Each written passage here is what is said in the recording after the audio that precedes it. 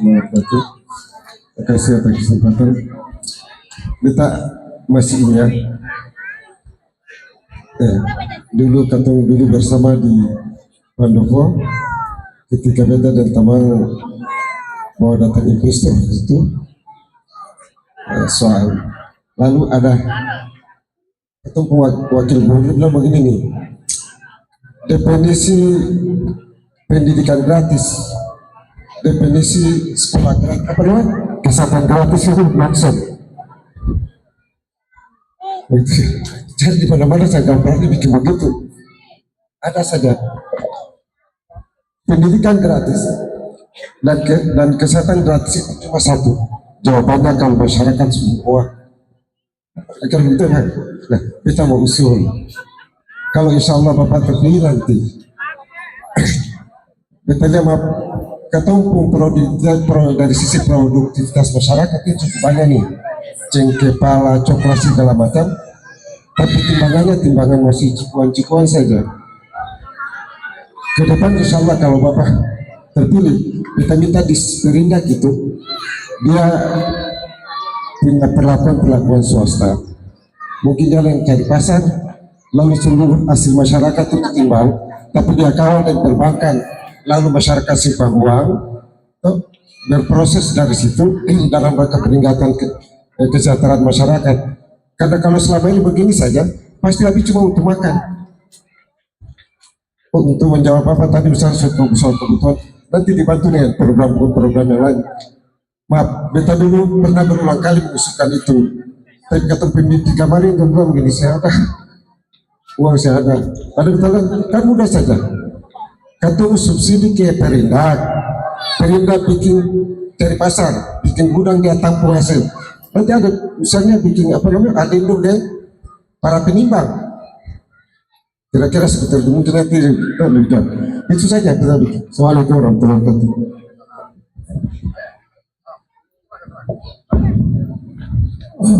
Assalamualaikum warahmatullahi wabarakatuh.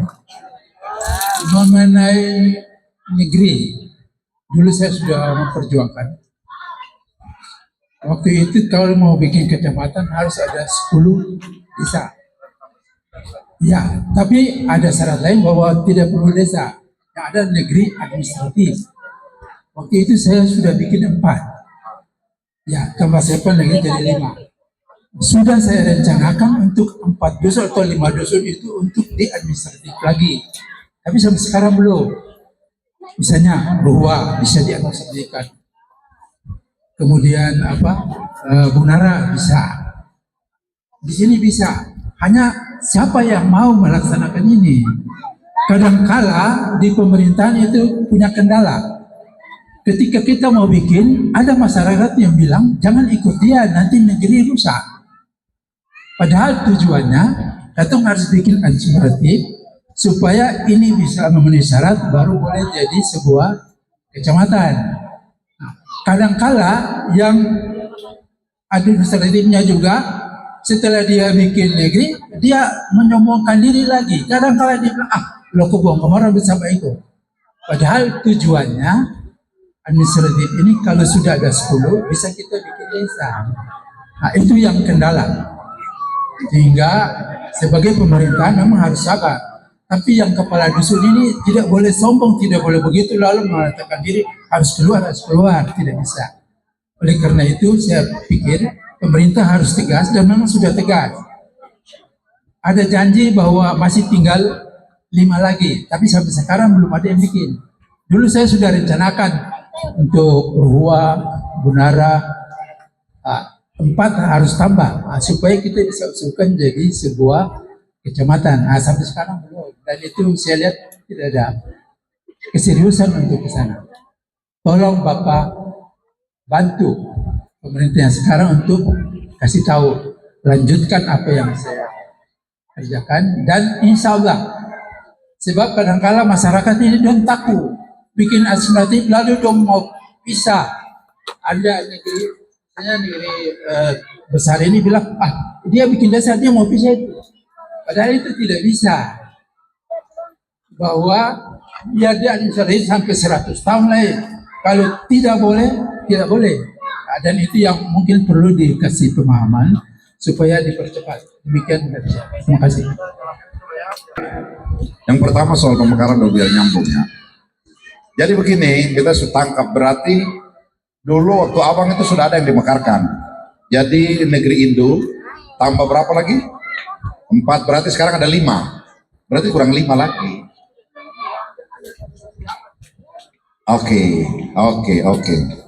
Ini memang terkendala secara teknis dengan aturan negeri sekarang sesuai undang-undang sekarang itu sifatnya sementara. Persiapannya apa Pak Kaci kalau nggak salah itu. Negeri ada yang persiapan dan kecamatan persiapan. Kalau saya salah ingat itu 1 sampai 3 tahun baru didefinitifkan ya. Ya. Jadi gini Bang, jalan keluarnya. Kita bisa memahami kita Bu Ade tadi dari PSI punya pemikiran. Jadi memang dia takut jangan sampai terus ketua DPR juga tadi bilang jangan sampai ketong ambil langkah lah di sini kamu bakalai. Ya begitu ya Bapak Kaji maksud. Sebenarnya dua ini tahu bagaimana cara bikin. Tapi kalau misalnya kamu di sini lain tolak, langsung lain mengancam lain ya bisa tunjuk terberani. Begitu. Tapi oke lah. Nanti besok beta jadi wakil gubernur, baru beta panggil kamu yang mau dengan yang termau itulah, beta kasih duduk kamu lah beta khutbah di kampung Talinga sana. Hah? Beta punya satu cerita Haji, abang. Lo masih ingat Bapak Raja Kelmuri Japuer Meratu, mantan sekda SBT, dia di BKKBN di sini dia mau pindah di SBT. Dia datang lapor diri, Pak Bupati beta mau pindah di SBT, boleh. Tapi ada syaratnya. Syaratnya apa itu? Syaratnya beta mau bikin kecamatan Kelmuri. Jadi beta mau mekarkan desa-desa, itu ada hampir 16 dusun. Satu desa induk ada 16 dusun. Beta mau mekarkan, kalau saya setuju, saya boleh pindah. Kalau saya yang setuju, saya terus pindah sini lain. Dan memang begini, ini beta mau kasih tahu ini kayak pemangku adat di sini, raja di sini, saya usah takut. Dia pun nama saja beda, negeri dan negeri administratif, benar ya? Yang namanya negeri itu terminologinya adalah negeri adat. Yang namanya negeri ADM atau administratif itu adalah bawahan dari negeri adat itu. Negeri administratif itu dia cuma bisa melakukan pelayanan pemerintahan.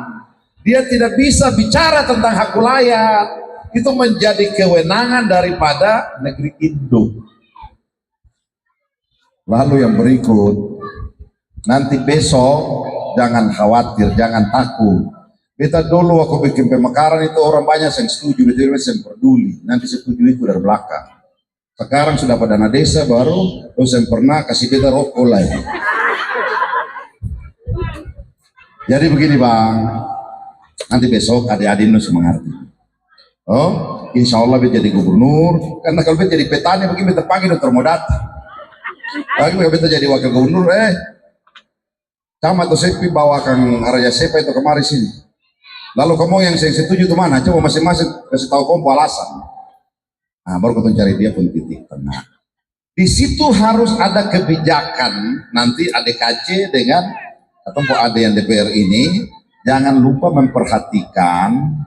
Bisa saja di dalam peraturan daerah itu disebutkan begini. Desa induk atau negeri itu dia mendapatkan insentif khusus. Misalnya karena dia itu statusnya adalah raja, maka dia mendapatkan insentif lebih untuk mengontrol desa-desa bawahannya itu. Nah begitu. Jadi ada cara lah, banyak cara. Seperti itu Bang ya. Haji, gini. Fungsi pemerintah sebenarnya pelayanan. Jadi pemerintah tidak bisa menjalankan fungsi bisnis. Bisnis itu harus dilakukan oleh lembaga lain yang namanya perusahaan daerah. Gitu kira-kira. Tapi kita ada cara lain.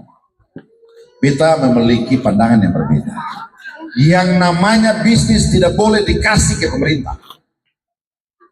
Begini, beta dulu itu bikin satu di SBT namanya apa tuh?